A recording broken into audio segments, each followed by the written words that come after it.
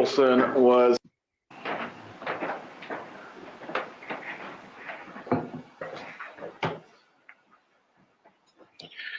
let's pick back up where we were earlier. I believe Ms. Adelson was consulting with independent counsel on that matter.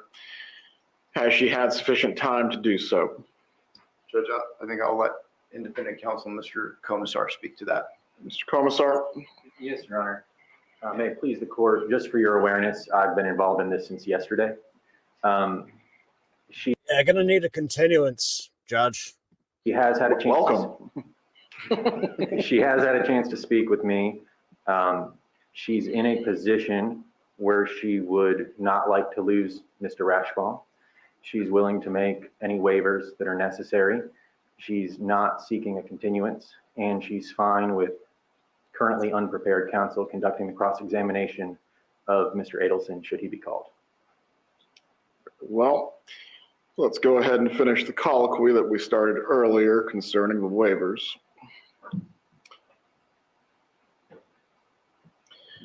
Ms. Adelson, if you can stand once again, you have already been sworn.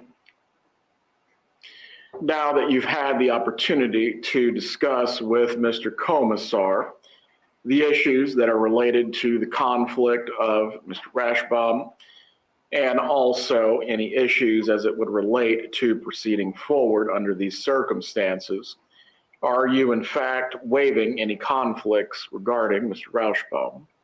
Yes, sir.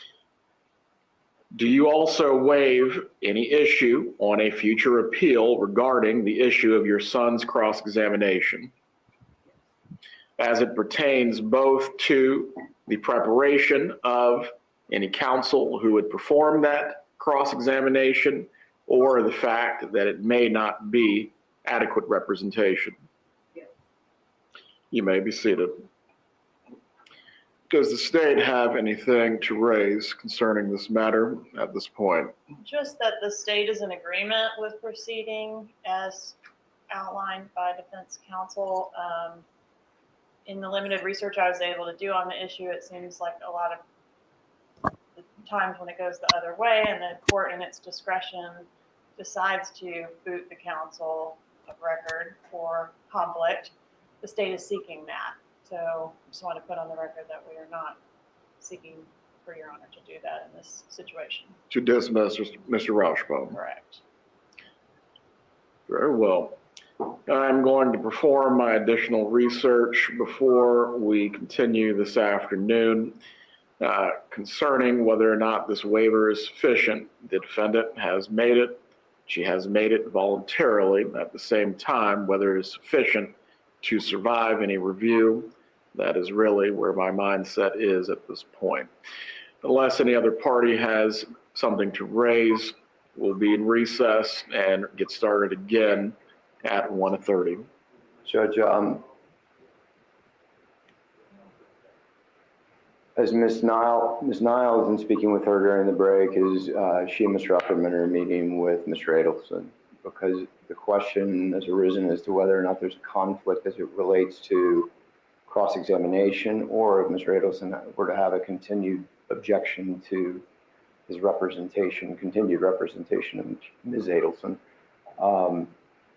I think that there's some thought that that needs to be confirmed from Mr. Adelson first, because if he takes a different position, it would seemingly disqualify Mr. Rashbaum altogether.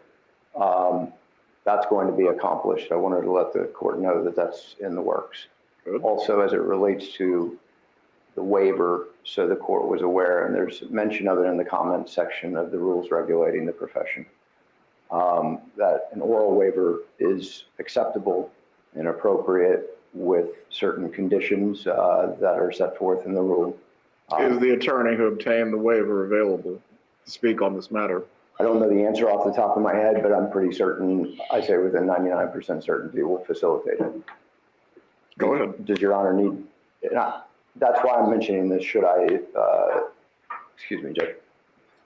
Was obtained by me, and then the independent waiver did not get its feature. You could testify as an independent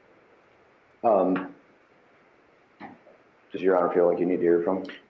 So we have a fully developed record, yes. Okay, let me make arrangements during the break, and I'll alert chambers as to how quickly we can do that so we don't waste time this afternoon if possible. Please do. Yes, sir. I'm going to have the afternoon jurors report at 2 o'clock, so that way no one's time is wasted while we're going through these matters. Mr. Commissar, you had something else to add? Yes, Your Honor. Just as we're talking about perfecting a record, I just wanted to note that as the independent counsel, I was given an opportunity by the court to meet with her independently. The bailiffs gave us some privacy here. I was able to meet with her for easily 30 minutes. And I'm not revealing any of our confidences, but this was not a squishy situation. Once I was able to articulate the options and how they can result in delay or the opportunity to prepare, this, I can say, was a strategy decision that is being made by a defendant who does not want to delay their case, but understands that the representation they're going to get from my cross-examination is not what they might get from another lawyer, or definitely not what they're going to get from me with a year of preparation. So it may look odd in a cold record having a lawyer come in this morning and advise somebody to waive such an important right. I was able to articulate the options, but I did not necessarily advise somebody to waive their rights. Very well. Mr. Morris, do you wish the court to engage in any further colloquy with Ms. Adelson concerning this matter? Not at this point, Judge. Very well. Ms. Adelson, I do not want you to respond, but I want you to understand, although you have made an affirmative waiver on these matters, I still have to evaluate whether that waiver is sufficient or whether Mr. Rauschbaum needs to be terminated from this matter. I'm going to give this serious consideration. I will do additional research of my own from there. Everyone will have an answer this afternoon. We are in recess until 1:15. Please come back to the courtroom at that time. Judge, would you be open to both sides submitting case law for your consideration during the recess? Certainly.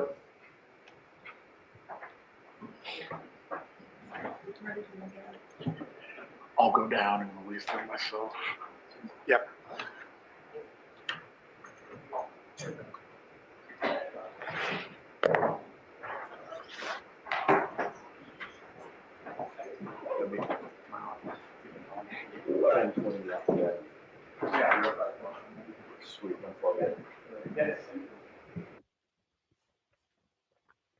You think Charlie's going to come in today for this? That'll be good.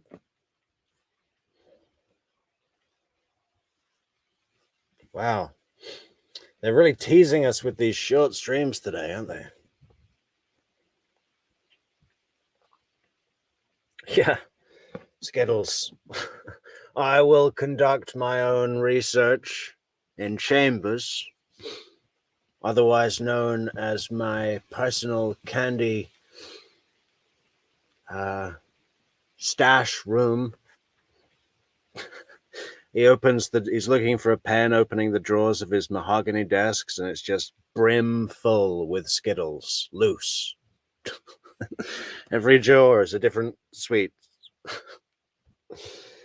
It's when that guy, Mr. What's his name, this new lawyer, said, "This was not a squishy matter." I just thought Judge Everett's mind immediately goes to chocolate fudge at the very mention of the word squishy. Pudding bells start ringing in his head. Squishy, like chocolate fudge. Oh. What did he say earlier? He said, so it's not boiling, it's simmering. Everything relates to food in Judge Everett's mind. Love him so much. And I love the fact that he gets excited like an 8-year-old boy when it's time to look at the dessert menu. Starts clapping his hands. Just loves, that's his favorite part of the meal in a restaurant or at home. You know, at home, his wife probably hands him a menu of options for dessert, which, although it doesn't change, he reads through every time and has a very strict scoring system to decipher which pudding he will be having today. What do you think the blandest thing Judge Everett has ever eaten? I don't know. He seems like a man of flavor. Big flavors. Big, powerful flavors.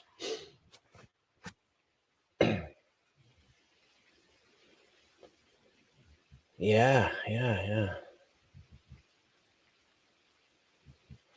Oh, so I guess we'll be back I better set an alarm.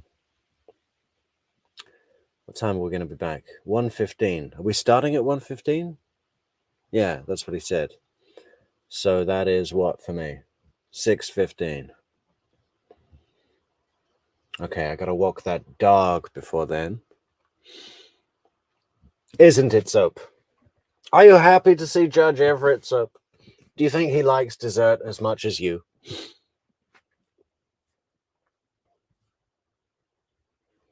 Yeah. And thank you, Steve Thompson, for the coffee you got us earlier. I saw that come in. Thank you, Steve. Okay, moderator's got my number. She's gonna call. Okay, keep the ringer on. All right, I'll catch you guys later.